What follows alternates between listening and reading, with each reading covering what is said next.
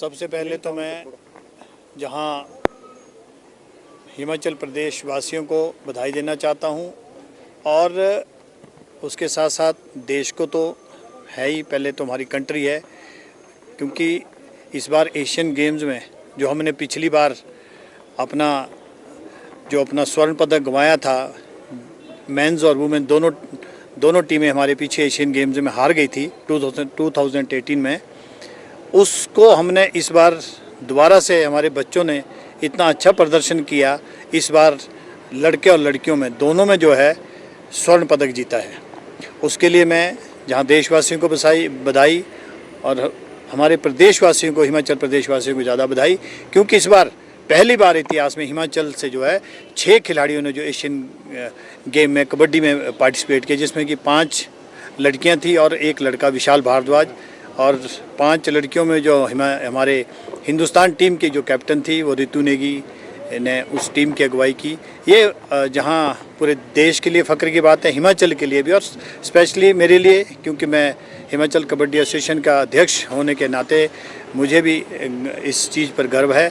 और आप लोगों ने देखा कि वहाँ पर किस तरह का जो इवेंट हुआ, और एशियन गेम में इस बार हिंदुस्तान ने पहली बार 100 का आंकड़ा जो है पार किया, उसके लिए भी सभी देशवासियों को बहुत बहुत बधाई। राजकुमार जी, जो फाइनल हुआ कबड्डी का ईरान और इंडिया के बीच, वहाँ पर काफ़ी तीखी नोक-झोंक हुई, और दूसरा ये भी कि जब वहाँ पर वो इतना बड़ा इवेंट था, हिमाचल से आप पहले ऐसे व्यक्ति जो वहाँ पे गए थे, आपने पहाड़ी टोपी पहनी थी, वहाँ एक मैसेज दिया हिमाचली संस्कृति को, और आखिरी जो पल था जब मेंस कबड्डी का, उसके बारे में बताएं कैसा वहाँ पर वो माहौल था? उस वक्त बड़ा ही माहौल बड़ा टेंस हो गया था, क्योंकि टीमें प्रेशर में, दोनों टीमें प्रेशर में थी, क्योंकि पिछली बार हम लोगों ने सिल्वर मेडल पे हम लोगों को संतुष्ट करना पड़ा, और जो ईरान की टीम थी वो पिछली बार की गोल्ड मेडल विजेता थी, क्योंकि उनका बड़ा जो कॉन्फिडेंस था बड़ा हाई था, और मैच बड़ा क्लोज था। लास्ट मोमेंट पे जो है जब एम्पायर ने डिसीजन दिया तो वो इंडिया के अगेंस्ट पहले दिया, जो कि सरासर गलत था।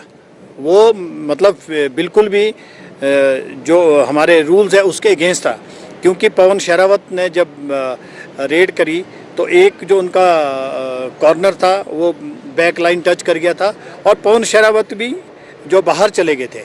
और उसके बाद हमने जब ये सारा एपिसोड हुआ, 2-3 बार रेफरी और एम्पायर ने जो डिसीज़न अपने चेंज करे, फिर उसके बाद फाइनली जो वहाँ पे जूरी बैठती है, जूरी ने ये फैसला दिया, उन्होंने प्रॉपर सारा कुछ देखकर उन्होंने फिर 3-1 का डिसीज़न दिया, जहाँ से जो हम लोग की लीड आगे आ गई।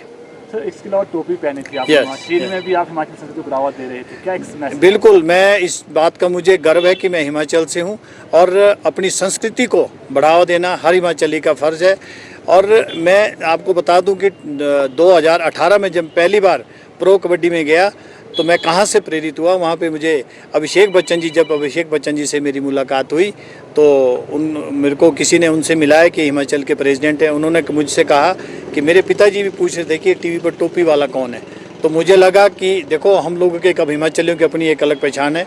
तो चीन में भी जहाँ भी मैं गया, मार्केट में गए या वहाँ पर जहाँ हम लोग ठहरे थे वहाँ पर भी, ग्राउंड स्टेडियम में भी इतने लोगों ने मेरे साथ फ़ोटो खिंचवाई, बाहर की कंट्री के लोगों ने।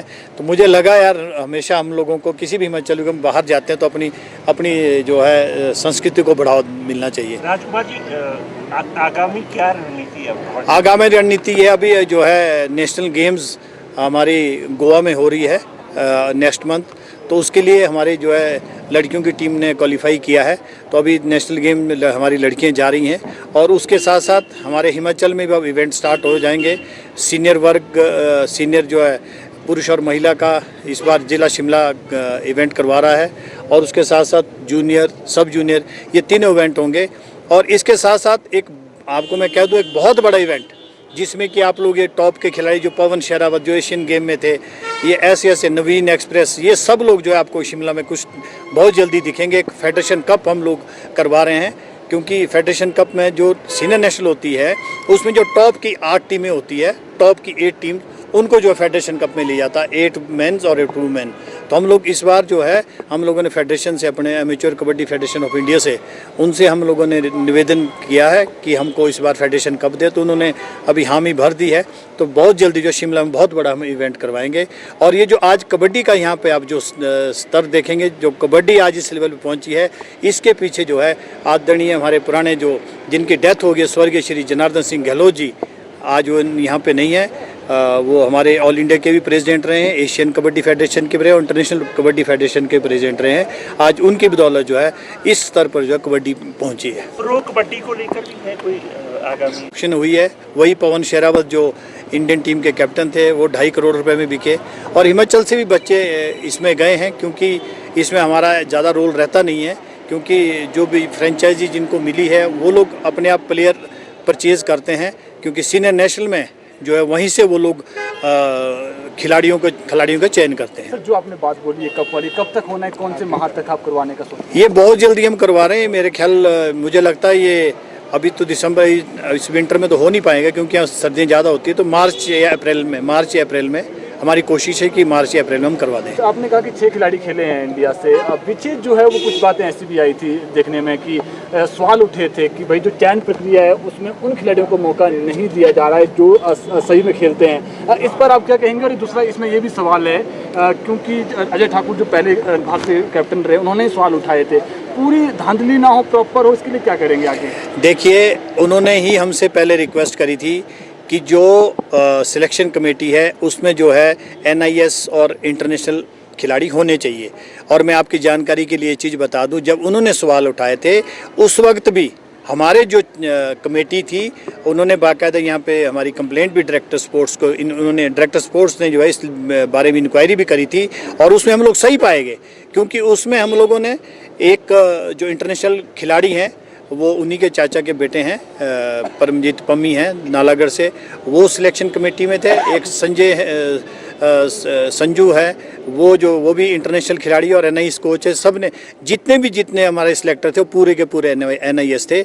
अगर हम लोग सिलेक्शन कमेटी में अच्छी पारदर्शिता नहीं करेंगे तो ये रिजल्ट थोड़ी आएंगे।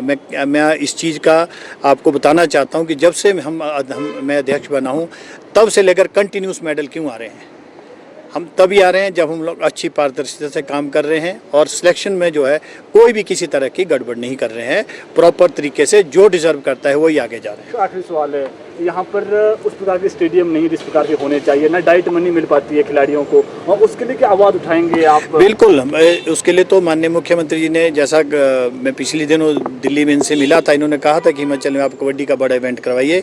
और माननीय हमारे पंचायती राज मंत्री हैं अनिरुद्ध सिंह जी, उन्होंने भी कहा कि आप करवाइए यहाँ पे कबड्डी का इवेंट। तो मैं चाहूँगा सरकार से, माननीय मुख्यमंत्री महोदय से, और हमारे केंद्र में भी मंत्री हैं श्री अनुराग ठाकुर जी, उनसे भी चाहूँ कि हिमाचल में जो है इंडोर स्टेडियम ज़्यादा से ज़्यादा होने चाहिए। जितने ज़्यादा इंडोर स्टेडियम होंगे और हमारे जो है 12 महीने की जो बच्चे प्रैक्टिस करेंगे, उसके रिजल्ट भी स्वाभाविक ही अच्छे परिणाम आएंगे।